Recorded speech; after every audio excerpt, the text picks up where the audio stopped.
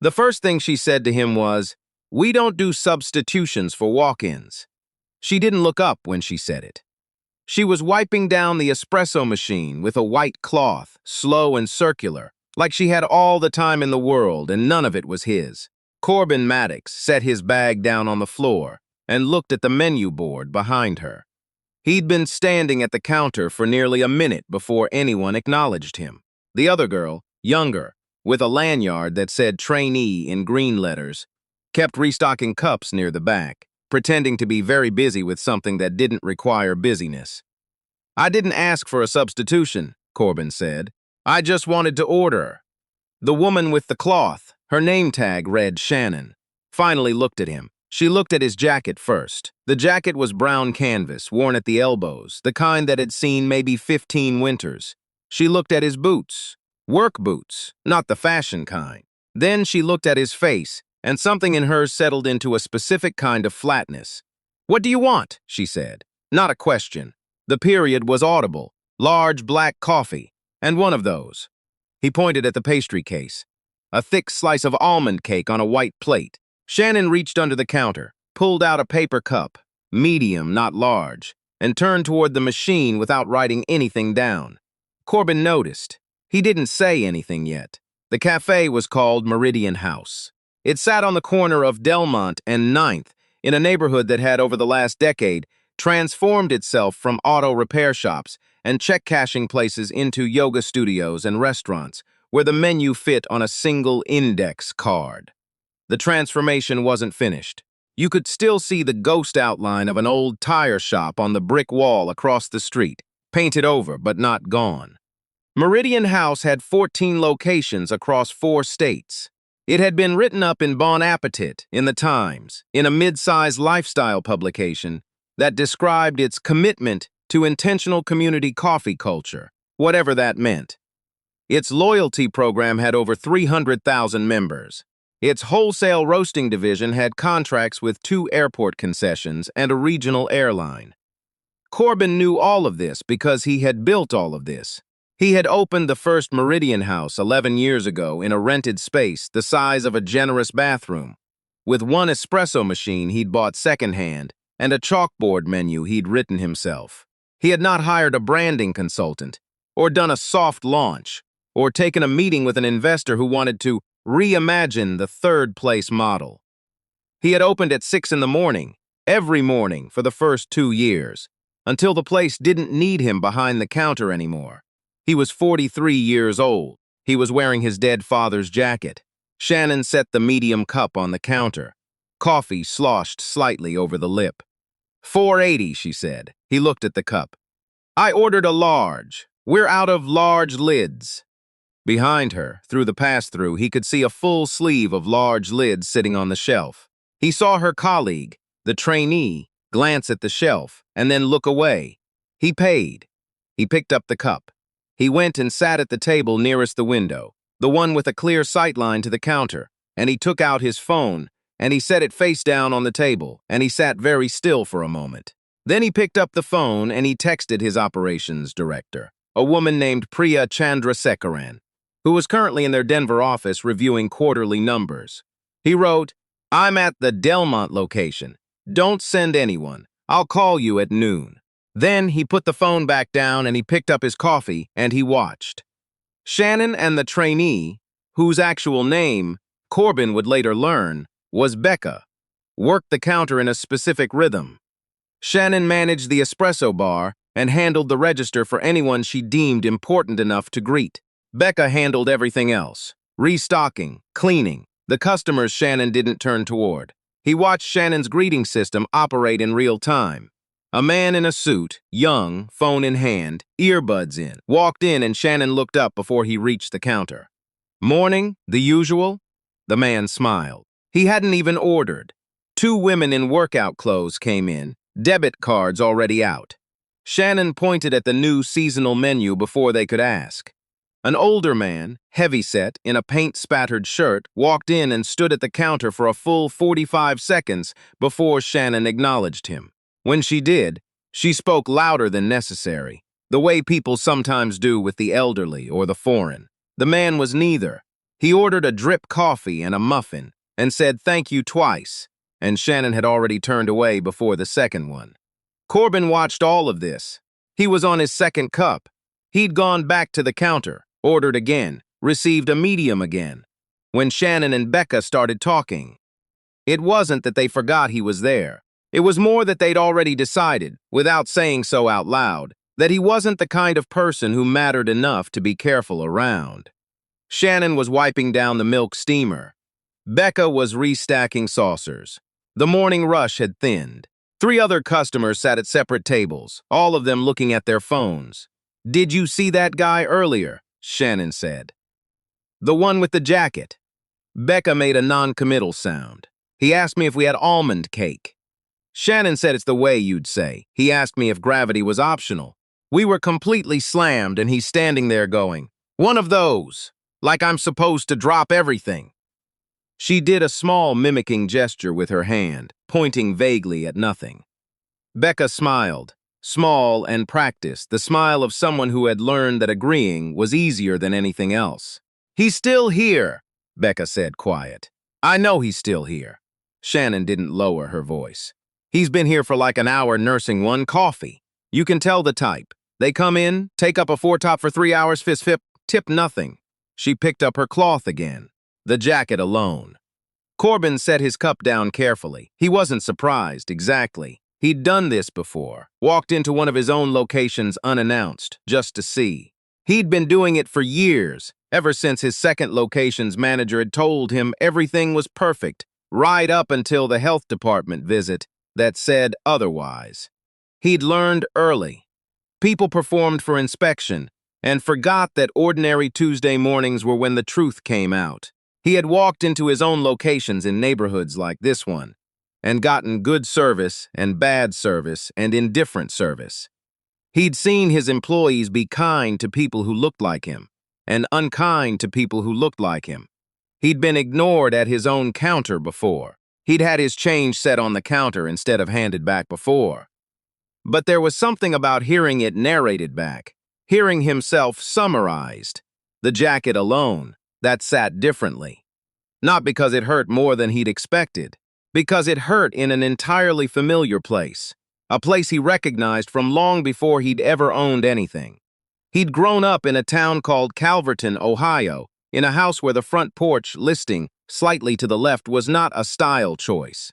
His father had worked maintenance at a manufacturing plant for 31 years and had been proud of that work in the uncomplicated way that Corbin had only come to understand after the man was gone. His mother had done alterations out of the spare bedroom until her eyesight made it too difficult. Corbin had paid for his first semester of business school by working night inventory at a grocery chain. He had worn this jacket, this exact canvas jacket, to his first bank meeting, the one where a loan officer had looked him over and explained, very slowly, that the institution had certain benchmarks for startup viability, and had shaken his hand on the way out with the particular firmness of a man who had no intention of calling. He had been turned down by 4 banks. He had opened the first Meridian house anyway, with a combination of a personal loan from a woman at his church, his own savings, and a quiet fright fury that he'd never fully articulated to anyone, but that had kept him at the shop until midnight most nights and up again at 4. He sat now at the window table in the 14th Meridian house, in a jacket that still fit the same as it had 11 years ago. And he listened to Shannon describe him to Becca in shorthand, and he thought about his father, and he thought about the bank meeting, and he finished his coffee. Then he stood up, straightened his jacket, and walked back to the counter. Shannon looked up with the particular expression she'd reserved for him all morning. Not rude, exactly. Just present the minimum required amount. "Something else?" she said. "Actually, yes," Corbin said. He put both hands flat on the counter. "I was hoping to speak with whoever's in charge today." Shannon blinked. "The shift manager is in the back. Could you get them?" A pause. Something recalibrated behind her eyes. "Can I ask what this is regarding?" "It's regarding the business," Corbin said. "I own it." The silence that followed was a specific kind of silence, not empty. filled with the sound of Shannon working back through the last hour, trying to match what she remembered saying with what she now understood about who had been sitting 4 feet away while she said it. Becca had stopped moving entirely. She stood with a stack of saucers in her hands and didn't put them down. The shift manager came out from the back, a young man named Devin Acree, who Corbin had not met in person before. Devin was 26, conscientious, and had received solid reviews from his district manager. He came out expecting a complaint about temperature or a wrong order. He saw Corbin. He saw Shannon's face. He spent about 3 seconds reading the room. "Mr. Maddox," Devin said carefully, "I didn't know you were coming in. That's generally the point," Corbin said. Devin nodded once, the nod of someone who understood exactly what was happening, and had already begun thinking about how he was going to explain this to his own manager. Corbin looked at Shannon. She had not moved. She was holding the white cloth in both hands now, not wiping anything, just holding it.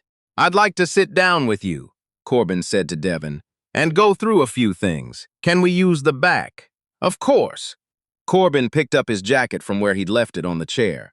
On his way past the counter, he stopped. "The large lids are on the middle shelf," he said, not unkindly.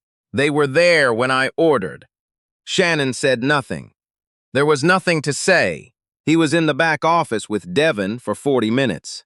Devin, to his credit, was honest. He told Corbin that the culture at this location had been concerning him for several months, that Shannon had been written up twice in the past year, once for a complaint from a regular customer, once for a scheduling conflict that had escalated into a confrontation in the break room. That both times, the district manager, a man named Hal Greer, who oversaw this cluster of 4 locations, had reviewed the write-ups and taken no further action. Devin produced both write-up forms from a file folder without being asked. He said she had seniority, Devin told him. He said it wasn't worth the turnover cost. Corbin read both forms. He took his time. "How's Becca doing?" he asked. Devin paused. "Honestly, she's good. She's really good. She's been here 4 months and she's already the most consistent person on the floor. Customers like her. She remembers orders." He hesitated. "She's been nervous lately. I think Shannon—" He stopped. "Say it," Corbin said. "I think Shannon makes it difficult for her. She corrects her in front of customers. She gives her the worst shifts. Becca hasn't complained, but you can see it." Corbin set the write-up forms back on the desk. "I want you to write up today's incident. Detailed. What you observed, what I told you. I'll co-sign it." He stood. "I also want Hal Greer's personnel file on my desk by end of week, and I want a full review of this location's customer feedback from the last 18 months. Devin nodded. "One more thing," Corbin said. "Pull Becca's file, too. I want to see what her development path looks like." He left through the back, the way he'd planned to anyway. He didn't want a scene. He didn't want Shannon to see him leave in a way that could be interpreted as theatrical. That wasn't what this was about.